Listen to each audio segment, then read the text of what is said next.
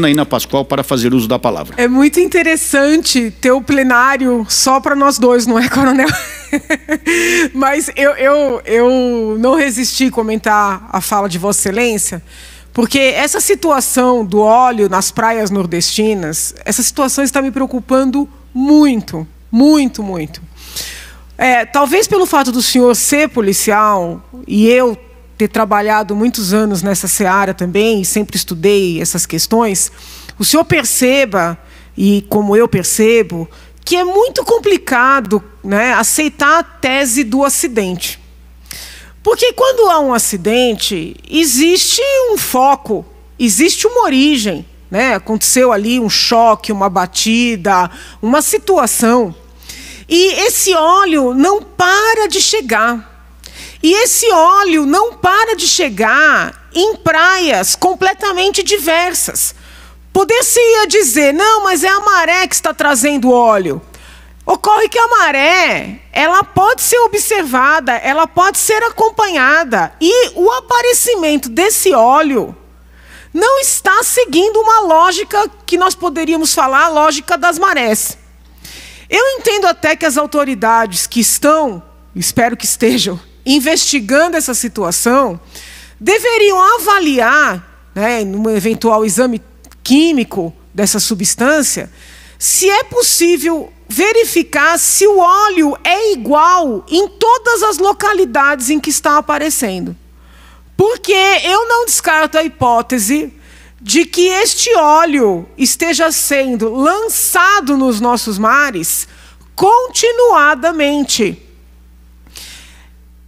Infelizmente, a forma como esse fenômeno está acontecendo reforça mais a hipótese de um crime doloso, ou seja, deliberado, do que uma situação culposa. E é um crime não só contra o meio ambiente, o que já não seria pouco, mas é também um crime contra a saúde pública e, ouso dizer, contra a vida.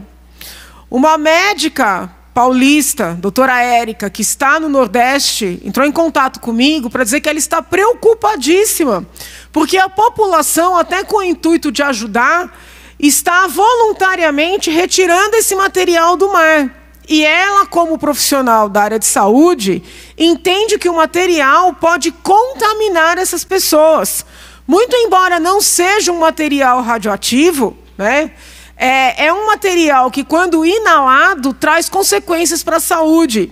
Quando entra em contato com a pele, traz consequências para a saúde. E os nossos frutos do mar, os nossos peixes, os camarões, né, também estão sofrendo consequências por força dessa contaminação. Então, a população também, quando ingere essa alimentação, pode sofrer consequências. Vejam os senhores que a situação é de uma gravidade muito maior do que a que está sendo anunciada. Eu escrevi ontem, se não estou equivocada, que nós não podemos descartar a hipótese de um... Por que eu digo isso? Eu acho que o meu pensamento vai ao encontro, ou seja, coincide com o de Vossa Excelência.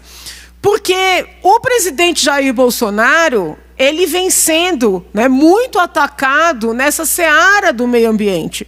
Porque o presidente é uma pessoa politicamente incorreta. Eu acho que isso ninguém nega. Ele poderia dizer tudo o que ele diz de outra forma. Mas como ele tem esse jeito, digo isso respeitosamente, grosseiro de ser, as pessoas acabam, né, criticando o presidente, mesmo quando ele fala a verdade, mesmo quando ele está certo, né? E o presidente muitas vezes erra, mas ele tem acertado mais do que errado. E como essa pauta ambiental é uma pauta por meio da qual ele vem sendo atacado, esses acontecimentos, né, seja na Amazônia, agora no nosso mar territorial, esses acontecimentos findam sendo atribuídos a ele, mesmo quando, e são casos claros, ele não tem nenhuma culpa, né, na origem desses acontecimentos. Então, o que caracteriza o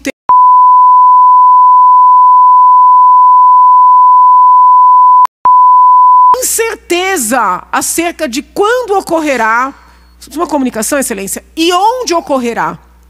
É a incerteza a respeito de quando um sistema, né, que coordena, por exemplo, toda a segurança de um determinado país vai ser atacado. Hoje nós vivemos a incerteza a respeito de onde esse óleo vai aparecer. Qual população vai ser atingida? Né? Que grupo de pescadores vai ser prejudicado? Não é? Que ecossistema vai ser alcançado? Nós podemos estar diante de um fenômeno novo, que infelizmente está acontecendo, pode estar acontecendo aqui, que é o... Então, presidente, Vossa Excelência, que como eu é preocupado com segurança pública, nós ouvimos há décadas dizer que nós temos que cuidar das nossas fronteiras, né? Tem que vigiar. Agora, nós temos um problema além. Nós temos que vigiar os nossos mares. Não por preocupação com piratas, mas por preocupação com esta nova modalidade que eu entendo que nós estamos sendo atacados. Então, quando eu tenho lido muito, hoje muita gente citou articulistas aqui, eu tenho lido muito que o Exército está sendo utilizado de maneira desviada nesta ocorrência. Não está, não. É matéria para as Forças Armadas, sim. Porque se nós estamos sendo atacados, é matéria da defesa. Eu não tenho nenhuma dúvida disso. Quando os nossos soldados estão participando desta operação, eles também estão analisando a dinâmica da chegada desse óleo. Ao recolher essa matéria para fins de exames químicos, para perícia, também estão participando da apuração. É matéria para as Forças Armadas, sim. Então, é muito fácil, respeitando a divergência, dizer que a culpa é do governo, quando o governo, na verdade, mais do que o governo, o país pode estar sob um ataque de consequências ainda não calculáveis, porque é para anos, né, o resultado do que está acontecendo conosco, infelizmente. Então, na verdade, pedi a palavra para concordar com Vossa Excelência e temos que ficar atentos, né? E aí eu aproveito essa oportunidade para pedir para a população que está no Nordeste que tome muito cuidado. Se for participar como voluntária, é importante que o governo forneça material, equipamento de segurança, porque nós ainda não sabemos quais poderão ser as consequências desse fenômeno que, infelizmente, se abateu sobre nós. Muito obrigado, senhor presidente. Muito obrigado, senhora deputada. Concordo plenamente com Vossa Excelência e nós temos que estar atentos a isso. Excelência, havendo acordo de lideranças, eu peço o levantamento da presente sessão. Muito obrigada, senhor presidente. Cumprimento os parlamentares presentes, servidores da casa, as pessoas que nos acompanham, tanto aqui presencialmente como pela TV Alesp. Ontem no gabinete eu recebi uma pequena comissão de funcionários que trabalham no sistema penitenciário, mas não na área de segurança diretamente, e sim na área de atenção para com a pessoa presa. Recebi uma psicóloga, uma assistente social, uma nutricionista, e elas trouxeram a realidade que enfrentam atualmente dentro do sistema, que é uma realidade muito difícil, porque são poucos profissionais, uma demanda muito grande, e noticiaram também que houve um concurso recentemente, houve pessoas aprovadas, mas ninguém foi convocado até o momento. Então, como elas vieram e não trouxeram a documentação, eu estou tentando levantar o número do edital.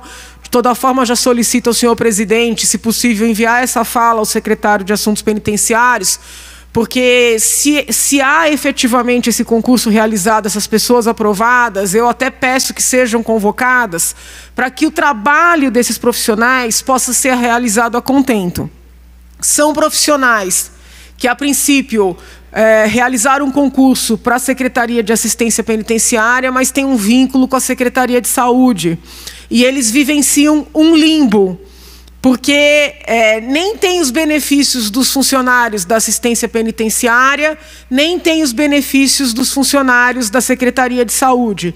Então, vivenciam a mesma situação de risco, né, dos seus colegas que fazem a parte de segurança dentro dos presídios, mas não fazem jus aos mesmos recebimentos, e no que tange à saúde, quando tem aumento, quando tem algum tipo de benefício, eles também não percebem esses benefícios.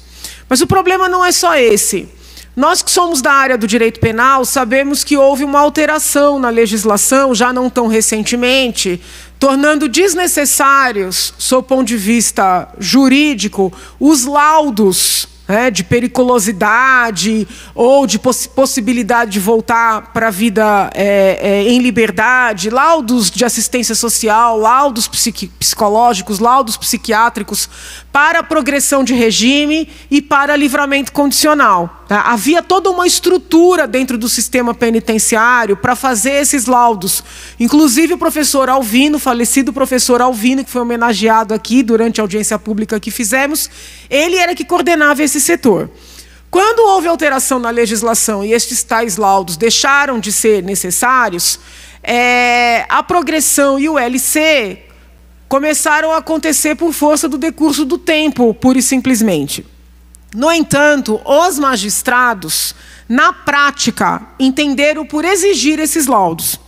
Então, para que fique claro para quem está acompanhando, porque é uma matéria árida, a lei deixou de exigir os laudos e, por isso, a estrutura que havia foi, vamos dizer assim, desmontada. Entretanto, na prática, muitos magistrados seguem exigindo os laudos. E nós temos a seguinte situação: poucos funcionários que, teoricamente, deveriam estar no sistema para atender a população carcerária e trabalhar para o que a gente chama de ressocialização. Tecnicamente é um termo que eu não gosto muito, mas desse preparo do preso para voltar à sociedade, não voltar para o crime. Então, são profissionais que deveriam estar voltados para isso. Estes profissionais têm que, ao mesmo tempo, fazer os tais laudos. E isso gera não só um conflito até ético, porque como é que você atende um indivíduo que você vai também realizar o laudo para dizer se ele sai ou não sai? Então gera um conflito ético, mas gera também uma situação de risco, porque a psicóloga, que vai teoricamente fazer um trabalho com aquele preso, é também a psicóloga que eventualmente vai dizer que ele não pode sair do sistema. E como é que ela vai ser recepcionada na próxima consulta? Então, é uma situação grave, que foi trazida ao meu conhecimento, e eu divido aqui com os colegas, peço que a minha fala seja encaminhada ao secretário. Já na próxima semana, vou tomar providências no sentido de visitar os órgãos técnicos que cuidam disso, levantar mais elementos, talvez até visitar o próprio secretário, para que nós possamos buscar saídas. Eu apresentei aqui na casa, ao lado de alguns colegas, um programa, um projeto de lei que institui, mais uma comunicação, senhor presidente, que institui um programa para que nós tratemos a população carcerária no que concerne à dependência química, porque eu tenho a convicção de que a dependência química está intimamente relacionada à prática de crimes. As profissionais que me visitaram ontem comungam dessa percepção, tentam fazer um trabalho de enfrentamento da dependência química, ou seja, dependência de drogas, lícitas e ilícitas, porém elas não têm estrutura. E hoje estão sobrecarregadas, precisando fazer também os laudos judiciais. Então, se nós cuidarmos desse tema, seja legislativamente, seja administrativamente, que eu entendo que é possível, poderemos até ter um impacto positivo na segurança pública. Então, eu divido com os senhores essa reunião que aconteceu ontem no gabinete e me comprometo a tentar levantar mais elementos e trazer aqui para casa, porque eu acho que é um assunto de extrema relevância, sob o ponto de vista de preservação dos direitos fundamentais destas profissionais, são na maioria mulheres, dos próprios presos e da sociedade, na medida que vai ter um impacto positivo na segurança pública. Muito obrigada, senhor presidente.